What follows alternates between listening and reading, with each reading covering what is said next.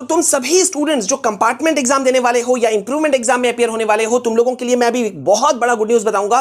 कैसे तुम सभी शानदार मार्क्स के साथ में निकल जाओगे। सीबीएसई खुद तुम्हें कह रही है कि भाई आओ और मार्क्स को बटोर लो। देखो, एक सिंगल मार्क्स अब की बार तुम लोगों के लिए स्कोर करना इंपॉर्टेंट होगा, क्योंकि तुम कंपार्टमेंट एग्जाम देने जा रहे हो या फिर इंप्रूवमेंट एग्जाम के लिए बैठने जा रहे हो। तो कौन कौन सी चीजें तुम्हें करनी है जो सीबीएसई ने खुद बताया है, और साथ ही साथ में as an evaluator I can tell you कि भाई हम क्या चीज चेक करेंगे जब तुम्हारी कॉपी हमारे पास में आएगी। तो ठीक है, तो बहुत खास, बहुत इंपॉर्टेंट, बहुत ध्यान से इस इंपॉर्टेंट वीडियो को देखना। वीडियो को लाइक यहीं कर दो, तुम लोग लाइक नहीं करते हो यार, लाइक करो और यहीं अभी इसी वक्त लिख दो कमेंट में #जीतेंगे, ठीक है, और शेयर करना है वीडियो को। तो भाई अभी देखो, एक बहुत इंपॉर्टेंट चीज है कि भाई एक ही मौका तुमको मिलेगा अपने इंप्रूवमेंट कंपार्टमेंट एग्जाम को देने का, और मैं अभी तुमको सारा इंपॉर्टेंट चीज बताने वाला हूं कि कैसे तुम स्कोर कर सकते हो। तुम लोगों का डिमांड था ना, वो वीडियो मैं अभी तुमको देने वाला हूं, लेकिन उससे पहले मैं तुमको कुछ दिखाता हूं कि ये आंसर शीट है, ठीक है, कंपार्टमेंट एग्जाम का, और इसे बहुत गौर से देखना। और ये बच्चा कैसे कंपार्टमेंट आने के बावजूद स्कोर कर गया,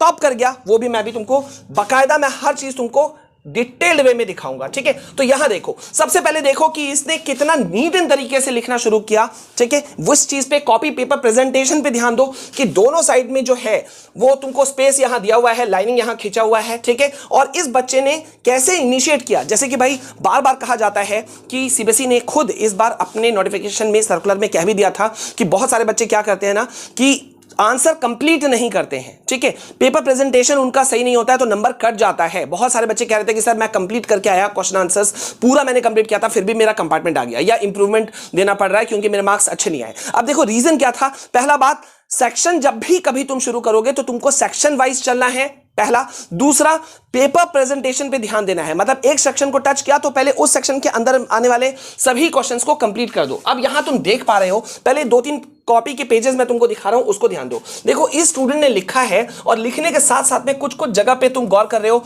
इसने अंडरलाइन किया है, देख रहे हो, यहां अंडरलाइन किया, यहां देख रहे हो, कितने सारे जगहों पर इस बच्चे ने अंडरलाइन किया है। व्हाट डज इट मीन, इसका मतलब क्या है? ये बुलेट पॉइंट्स हैं, की पॉइंट्स हैं, की वर्ड्स हैं, जिसको कि ये स्टूडेंट चाहता है कि भाई टीचर का नजर जाए, और टीचर का नजर गया। एक भी जगह तुमको कटा हुआ दिख रहा है तो तुम मुझे दिखा दो। सीबीएसई ने हर जगह, एग्जामिनर ने टिक किया है, मार्क्स दिया है, भरपूर मार्क्स दे दिया, और ये बच्चा टॉप भी कर गया अच्छे खासे मार्क्स के साथ में। अच्छा, अब देखो सेक्शन बी इस बच्चे ने यहां पे शुरू किया, और सेक्शन बी जब शुरू किया, इसका पहला ही क्वेश्चन था, इसने देखो सेक्शन बी के अंदर में गौर करो, क्वेश्चन नंबर 3 से शुरू किया। इससे कोई फर्क नहीं पड़ता, जरूरी नहीं कि तुम सेक्शन कोई शुरू करते हो तो सीरियली चलोगे, आगे पीछे कर सकते हो, लेकिन एक सेक्शन के अंदर में जितने क्वेश्चंस हैं वो उसी सेक्शन के अंदर में कंप्लीट होना चाहिए, ठीक है। अब यहां देखो इसने किस तरह से डायग्राम बनाया, डायग्राम को डिफाइन किस तरह से किया, important points, bullet points, keywords कैसे यूज किया, ये तुम देख लो। अब एक और पेज जरा सा देखो, उसके बाद में मैं तुमको चीजें समझाता हूं।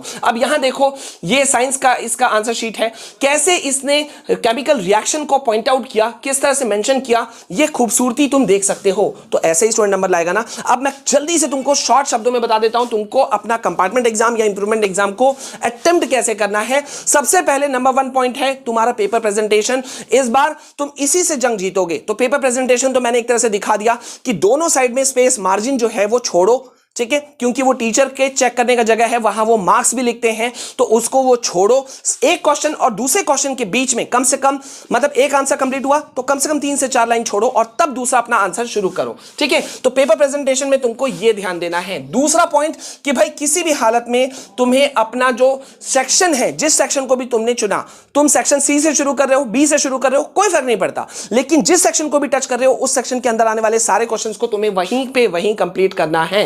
Next point is very much important कि यार बच्चे हड़बड़ी में या ज्यादा से ज्यादा क्वेश्चंस कंप्लीट करने के चक्कर में इंस्ट्रक्शंस फॉलो नहीं करते हैं, वर्ड लिमिट फॉलो नहीं करते हैं, जबकि सीबीएसई ने इस बार के बोर्ड एग्जाम को शुरू करने से पहले ही कह दिया था कि वर्ड लिमिट पे खास नजर रहेगा। आप रटा रटाया आंसर मत दो, कॉन्सेप्चुअल आंसर दो, जो समझ में आया उसको दो, उस पे नंबर तुम इकट्ठा कर लोगे, लेकिन तुमको वर्ड लिमिट का फोकस करना है। अब मान लो 30 से 40 वर्ड्स में तुमको लिखने के लिए कहा, तो हो सकता है 5-10 ऊपर नीचे जाए, चलेगा, लेकिन ऐसा नहीं होना चाहिए कि यार तुमको 40 वर्ड्स बोला है, तुम चले गए 70 वर्ड्स, कि तुमको ज्यादा आता था तो एक ही क्वेश्चन में ज्यादा उड़ेल दिया आंसर। ऐसा बिल्कुल नहीं करना है। इंस्ट्रक्शंस को प्रॉपर वे में पढ़ो, वर्ड लिमिट को फॉलो करो, देखो तुम्हारे मार्क्स कितने आएंगे। देन अगेन बहुत इंपॉर्टेंट एक चीज हो जाता है, जब कोई हम आंसर लिखते हैं तो देखो यार टीचर के पास इतना वर्ड टाइम नहीं है कि वो हर लाइन बाय लाइन सबको पढ़े। अब जैसा तुम यहां देख रहे हो कि इस स्टूडेंट ने क्या किया, अंडरलाइन कर रखा है, देख रहे हो, यहां अंडरलाइन कर रखा है, यहां अंडरलाइन कर रखा है, यहां अंडरलाइन कर रखा है। इस अंडरलाइन करने का मतलब क्या होता है, टीचर का फोकस सीधा इसी वर्ड पे जाएगा,